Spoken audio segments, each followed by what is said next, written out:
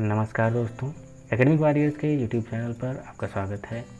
आज के इस वीडियो में हम लोग चर्चा करेंगे द डकार फ्रेमवर्क फॉर एक्शन के बारे में। तो डकार फ्रेमवर्क फॉर एक्शन के बारे में जानने से पहले हमें यह जानना आवश्यक है कि शिक्षा के सार्वभौमिकरण हेतु कहाँ से शुरुआत प्रारंभ हुई। तो शिक्षा के सार्वभौमिकरण हेतु प्रयास सर्वप्रथम 10 दिसंबर 1948 को जब अंतर्राष्ट्रीय मानवाधिकारों की घोषणा हुई तो शिक्षा के अधिकार को आधारभूत मानवाधिकार माना गया। परंतु इसके 4 दशक बीतने के पश्चात शिक्षा की दशा दयनीय रही और 5 से 9 मार्च 1990 को थाईलैंड के जोमेटिन नामक शहर में एक विश्व सम्मेलन का आयोजन किया गया, जिसमें इस बात पर चर्चा की गई कि शिक्षा को आधारभूत मानवाधिकार मानने के 4 दशक पश्चात भी शिक्षा से इतने लोग वंचित क्यों हैं। जब शिक्षा का असेसमेंट किया गया तो यह बात सामने आई कि 100 मिलियन से ज़्यादा चिल्ड्रन, जिनमें 60 मिलियन लड़कियां सम्मिलित हैं, वह प्राइमरी एजुकेशन से वंचित हैं। 960 मिलियन से ज़्यादा वयस्क, जिनमें 2/3 महिलाएं हैं, वह निरक्षर हैं। विश्व का 1/3 वयस्क प्रिंटेड नॉलेज तक जो है उसकी पहुंच सुनिश्चित नहीं है, अर्थात वह प्रिंटेड नॉलेज से वंचित है। 100 मिलियन से ज़्यादा बच्चे और अनकाउंटेड एडल्ट अपनी एजुकेशन पूरी नहीं कर पाते हैं। इनमें से मिलियंस लोग ऐसे हैं जो अटेंडेंस रिक्वायरमेंट्स को फुलफ़िल करते हैं, किंतु उनके पास आवश्यक ज्ञान व कौशल नहीं है। इन सभी को देखते हुए इस घोषणा पत्र में 2000 तक सभी के लिए शिक्षा, बुनियादी शिक्षा उपलब्ध कराने का लक्ष्य निर्धारित किया गया, जिसके अंतर्गत निष्पक्षता, अधिगम पर बल, बेसिक शिक्षा के अर्थ एवं कार्य क्षेत्र को व्यापक बनाना, अधिगम परिवेश में सुधार, सभी की भागीदारी सुनिश्चित करना सम्मिलित था। जो इसका लक्ष्य निर्धारित किया गया था, वर्ष 2000 निर्धारित किया गया था। तो जोमेटिन थाईलैंड में के लिए जो लक्ष्य निर्धारित किया गया था, तो इसकी समीक्षा 1 दशक बाद यानी 10 वर्ष बाद 26 से 28 अप्रैल को सेनेगल, जो कि अफ्रीकी महाद्वीप का एक देश है, उसकी राजधानी डकार में एक सम्मेलन का आयोजन किया गया, जो कि यह जानने के लिए किया गया कि जो लक्ष्य एजुकेशन फॉर ऑल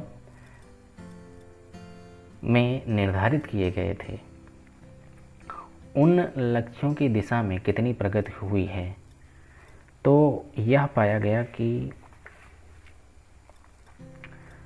जो 113 मिलियन चिल्ड्रन हैं, जिसमें से 60% लड़कियां हैं, वह प्राइमरी एजुकेशन तक पहुंच से वंचित हैं और 880 मिलियन एडल्ट्स जो हैं वह इलिटरेट यानी असाक्षर हैं और 800 मिलियन से ज़्यादा बच्चे जो कि 6 वर्ष की आयु वाले हैं, इनमें से 1/3 बच्चे अर्ली चाइल्डहुड एजुकेशन से वंचित हैं।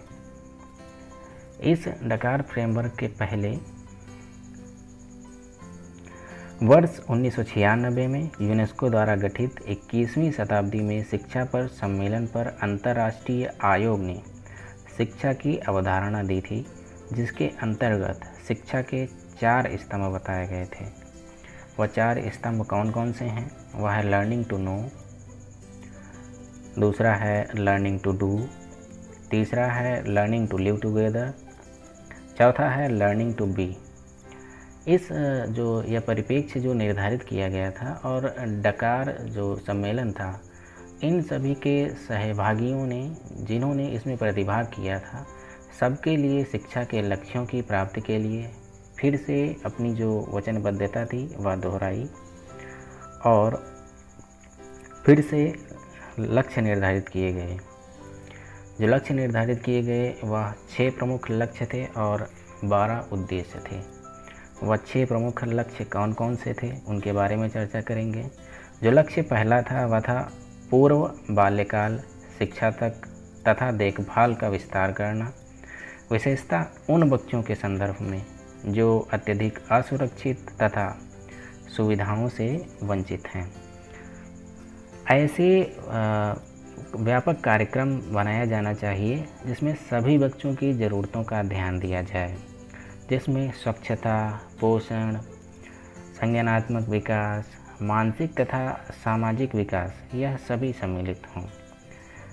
यह सभी बच्चों को जो जानकारियां हैं या शिक्षा है वह मातृभाषा में प्रदान की जानी चाहिए और जो विशेष आवश्यकता वाले बालक हैं उनकी उचित देखभाल और अच्छी शिक्षा की व्यवस्था का प्रावधान किया जाना चाहिए। और ऐसा सुनिश्चित करने के लिए सरकारों और एनजीओ के बीच साझेदारी से काम किया जाना चाहिए, जिससे सभी प्रकार के बच्चों की शिक्षा सुनिश्चित हो सके, चाहे वह लिंग्विस्टिक माइनॉरिटीज़ के हों या ऐसे सुदूर दुर्गम प्रदेशों के हों या ऐसे सुदूर दुर्गम वाले राज्यों के हों और ऐसे स्थानों के हों जहाँ तक शिक्षा ना पहुँच सकती हो या ऐसे वंचित वर्गों के लोग हों, इन सभी के लिए शिक्षा सर्वसुलभ बनाई जाए।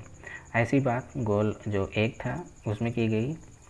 गोल जो 2 था वह कहता है कि यह सुनिश्चित करना कि वर्ष 2015 तक सभी बच्चे, विशेषकर लड़कियां, कठिन परिस्थितिग्रस्त बच्चे और वे जो जनजातीय अल्पसंख्यक वर्ग से हैं, अच्छी गुणवत्तापरक शिक्षा, निःशुल्क तथा अनिवार्य प्राथमिक शिक्षा प्राप्त कर सकें।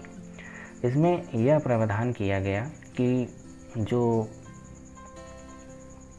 अधिकतर शिक्षा से वंचित लोग हैं वह गरीब तबके के लोग हैं, इसीलिए शिक्षा को निःशुल्क प्रदान किया जाए और उनसे ट्यूशन फीस और जो मील होता है, स्कूल मील होता है और विभिन्न प्रकार के जो ट्रांसपोर्टेशन पे खर्च होता है और जो यूनिफॉर्म पे खर्च होता है, इन सभी को फ्री ऑफ कॉस्ट या कम से कम जो लागत होती है उसमें प्रदान किया जाए, जिससे सभी वर्गों तक शिक्षा सुनिश्चित हो सके और सभी के लिए शिक्षा को सुनिश्चित किया जा सके। और जो विशेष आवश्यकता वाले बालक, जिन्हें हम CWSN कहते हैं, चिल्ड्रन विथ स्पेशल नीड्स, उनके लिए उनके लिए शिक्षा हेतु सभी समावेश करने हेतु समावेशी शिक्षा का प्रावधान किया जाए, जिससे सभी प्रकार के बालक जो है वह सम्मिलित हो सकें, चाहे वह चिल्ड्रन विथ स्पेशल नीड्स हों, स्लम या रिमोट एरिया वाले बच्चे हों, आइसोलेशन कम्युनिटीज़ के बच्चे हों या अर्बन और रूरल किसी भी कम्युनिटीज़ के बच्चे होंगे, सभी उसमें शिक्षा से लाभ उठा सकते हैं। इस प्रकार की बात जो गोल 2 था वह करता है। तो गोल 3 है, उसके अंतर्गत कहा गया है कि यह सुनिश्चित करना कि सभी बच्चे, युवाओं तथा प्रौढ़ों की अधिकतम आवश्यकताओं तथा दैनिक जीवन कौशलों की आवश्यकताएं पूरी हो सकें, कि शिक्षा का इस प्रकार से निर्वहन किया जाना चाहिए कि उसमें सभी प्रकार के लोग, जिसमें बच्चे, युवा, प्रौढ़, सभी की दैनिक आवश्यकताओं और कौशल पर आधारित शिक्षा होनी चाहिए। इस प्रकार की व्यवस्था जो गोल 3 है उसके अंतर्गत करने की बात की गई है। अगला जो गोल है गोल 4, उसके अंतर्गत यह कहा गया है कि यह सुनिश्चित करना कि वर्ष 2005 तक जो प्रौढ़ साक्षरता है उसके स्तर को, विशेषकर जो महिलाएं हैं उनके संदर्भ में 50% की वृद्धि हो और सभी प्रौढ़ों को बेसिक और सतत शिक्षा न्याय संगत व एक्सेस हो, मतलब सभी के लिए सुगम हो, ऐसी व्यवस्था की जाए। जो महिलाएं हैं उनको 50% की वृद्धि हो 2015 तक, यह निर्धारित करना। अगला जो गोल है गोल 5 है, उसमें 2005 तक प्राथमिक शिक्षा में लिंग विषमता को दूर किया जाए और वर्ष 2015 तक लिंग समानता की प्राप्ति की जा सके, जिससे यह सुनिश्चित किया जा सके कि लड़कियों के लिए गुणवत्तापरक बेसिक शिक्षा जो है वह सुगम हो और इस शिक्षा में उनकी पूर्ण भागीदारी या उपलब्धि सुनिश्चित की जाए। मतलब कहने का ये है कि जो लिंग विषमता है यह निर्धारित किया जाए कि प्राथमिक शिक्षा में 2005 तक लिंग विषमता दूर की जाए और 2015 तक लिंग समानता की प्राप्त की जा सके, मतलब सभी बिना जो लिंग भेदभाव होता है उसको समाप्त किया जा सके 2015 तक, यह लक्ष्य निर्धारित किया गया गोल 5 के अंतर्गत कि लड़कियों को बेसिक और गुणवत्तापरक शिक्षा कैसे एक्सेसिबल बनाया जाए, इसकी बात करता है गोल 5। जो गोल 6 है वो कहता है शिक्षा के सभी पक्षों में सुधार लाना तथा उनमें उत्कृष्टता सुनिश्चित करना ताकि संभावित स्तर की अधिगम आवश्यकताएं सभी द्वारा प्राप्त की जा सकें, विशेषकर साक्षरता और जीवन कौशलों के संदर्भ में। यह कहता है कि शिक्षा सभी पक्षों में जो है सुधार लाना वह आवश्यक है।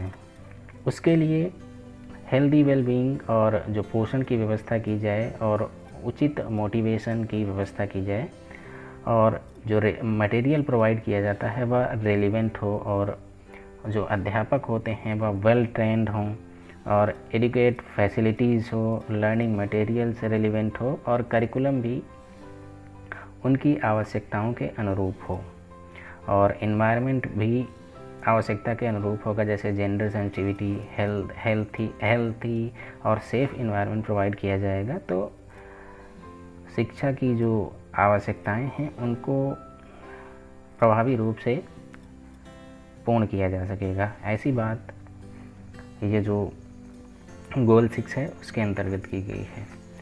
और अगला जो है वह स्ट्रेटजीज़ हैं, जिसके अंतर्गत 12 स्ट्रेटजीज़ हैं। जो पहली स्ट्रेटजीज़ है उसमें कहा गया है कि सबके लिए शिक्षा के प्रति मजबूत राष्ट्रीय तथा अंतर्राष्ट्रीय प्रतिबद्धता संगठित करना तथा बेसिक शिक्षा में राष्ट्रीय क्रियाविधि योजना विकसित करना। अगला जो गोल है वह कहता है कि सबके लिए शिक्षा संबंधी जो नीतियां हैं उनको एक स्पष्ट अविच्छिन्न ढांचे के अंतर्गत प्रोत्साहित करना और इन्हें निर्धनता का उन्मूलन तथा विकासात्मक कार्यनीतियों से जोड़ना, अर्थात इस प्रकार से उनको ढांचे में डाला जाए कि जो निर्धनता है उसका उन्मूलन किया जा सके और जो विकासात्मक कार्यनीतियां हैं उनसे उनको जोड़ा जा सके, ऐसा प्रावधान किया जाए। अगला जो है वह है शैक्षिक अभिशासन का प्रबंधन को प्रभावी, सहभागितापूर्ण तथा उत्तरदायी ढंग से विकसित करना। चौथा है develop responsive, participatory and accountable system of educational government and management. उन शिक्षा व्यवस्थाओं की आवश्यकताओं की पूर्ति करें जो संघर्ष, राष्ट्रीय आपदाओं, अस्थिरता को प्रभावी शैक्षिक कार्यक्रमों को इस प्रकार से संचालित करें कि आपसी समझ व सद्भाव विकसित हो।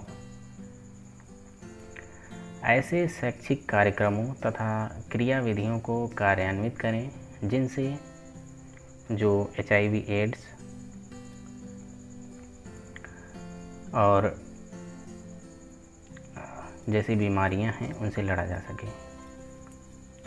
ऐसा सुरक्षित, स्वस्थ, समावेशी और न्याय संगत शैक्षिक वातावरण उत्पन्न किया जाए जो अधिगम में उत्कृष्टता लाने के लिए उपयुक्त हो तथा जिसमें सभी के लिए स्पष्ट रूप से परिभाषित उपलब्धि के स्तर दिए गए हों।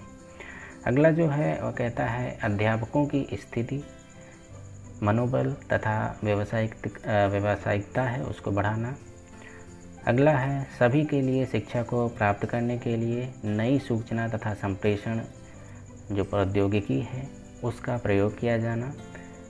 सभी के लिए शिक्षा तभी एक्सेसिबल हो सकती है जब हम उसमें नवाचार लाएं। नवाचार नई नई प्रौद्योगिकी तकनीकी हैं उनका यूज करके उसको जो कंटेंट है उसको हम काफ़ी इंटरेस्टिंग वे में प्रेजेंट कर सकते हैं। इसलिए यह आवश्यक है कि सबके लिए शिक्षा प्राप्त करने के लिए हम नई नई तकनीकी का यूज करें जिससे हम अपने लक्ष्य की प्राप्ति कर सकें।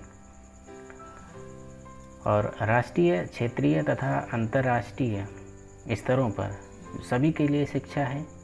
लक्ष्यों की प्राप्ति के लिए कार्यनीतियों को प्राप्ति क्रमबद्ध रूप से मॉनिटर करना।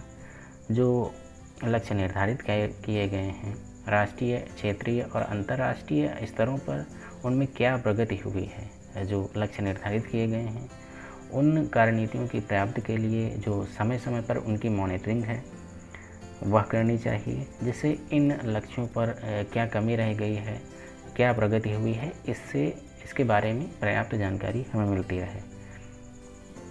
अगला जो लक्ष्य है वह है सबके लिए शिक्षा की प्रगति को त्वरित करने के लिए वर्तमान रचना तंत्रों पर आगे काम करना। जो सबके लिए शिक्षा उपलब्ध कराने का जो लक्ष्य है, उसके लिए भविष्य में हमें क्या कार्य करने की आवश्यकता है और क्या प्रगति करने की आवश्यकता है, इसके लिए काम करने की बात की गई है कि भविष्य में किस प्रकार से किया जाए। तो ये सब था जो आज के वीडियो में हमने देखा कि जो सभी के लिए शिक्षा प्राप्त करने के लिए जो फ्रेमवर्क निर्धारित किया गया था एजुकेशन फॉर ऑल में, उसकी समीक्षा के लिए डकार फ्रेमवर्क फॉर एक्शन, डकार में एक सम्मेलन आयोजन किया गया। उसके बाद डकार फ्रेमवर्क फॉर एक्शन आया, जिसमें यह लक्ष्य निर्धारित किया गया कि 2015 तक सभी को शिक्षा सुनिश्चित कराई जाएगी। और इसके पश्चात जब 2015 में भी यह लक्ष्य पूरा न हो सका किन्हीं कारणोंवश, तो उसे आगे एक्सटेंड कर दिया गया, जिसे हम सस्टेनेबल डेवलपमेंट गोल्स के अंतर्गत पढ़ते हैं, जो कि अब नया लक्ष्य निर्धारित किया गया है। वह 2030 तक शिक्षा को सर्वसुलभ बनाने का लक्ष्य निर्धारित किया गया है कि 2030 तक सभी के लिए शिक्षा सुनिश्चित करना। तो आज की वीडियो में सिर्फ इतना ही। आशा है आपको यह वीडियो पसंद आई होगी। धन्यवाद।